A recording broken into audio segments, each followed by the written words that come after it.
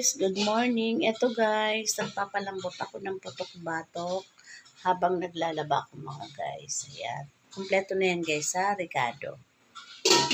Yan ang ating putok-batok. Ito na guys yung pinalambot ko palang putok-batok.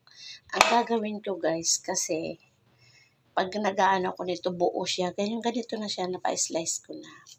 Piprito ko siya ng buo na ganyan. Ngayon ang gagawin ko, iaano ko siya guys, hihiwain ko na parang adobo cut. Tapos saka ko siya ipiprito. Ayan siya guys. I-slice ko na siya. Ito pala guys, pinasok ko muna sa freezer yan. Tapos pagkagising ko kanina, linabas ko siya para lumambot na. Kasi siyempre frozen na siya pag galing sa freezer. Tapos ngayon guys, ito na-slice ko na pala siya. Ayan. Tapos ito guys yung gamit ko ng mantika. Diyan ko na lang siya iprito. Ayan.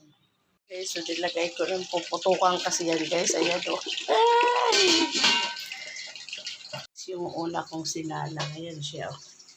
Crispy na yung ano niya. Puto kasi guys, natatakot talaga ako. Ayan siya guys o.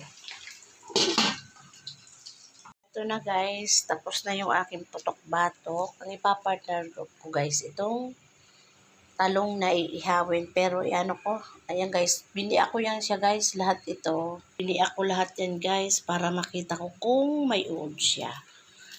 Tapos, wala na kaming ano guys, tawag doon, kalamansi. Pagdating ng asawa ko, pabibilhin ko dyan sa taas. Para itong partner namin sa putok-batok. Ayan siya guys. Kasi marami akong kamatis, sibuyas.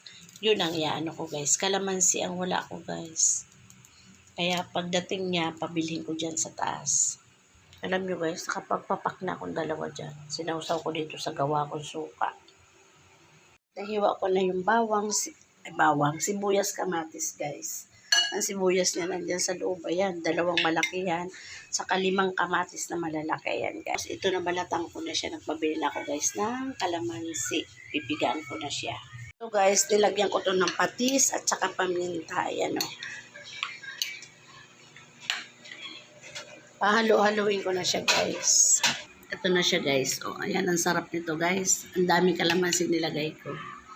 Hindi naman namin to guys mauubos. Ang dami. Papasok ko lang sa rep para ulam ulit mamayang gabi. Saka yan. Ito pala guys. Umpisa na ako kumain. Tapos na. Tapos, mano ko nito guys. Nakakaubos ako na isang ganto. Ito tama na. Diba kahit ba din si Manay mga guys. Pero dami kalamansi nilagay ko dito sa aking tawag dito, ensalada. Bye guys, thank you, God bless po. Kain.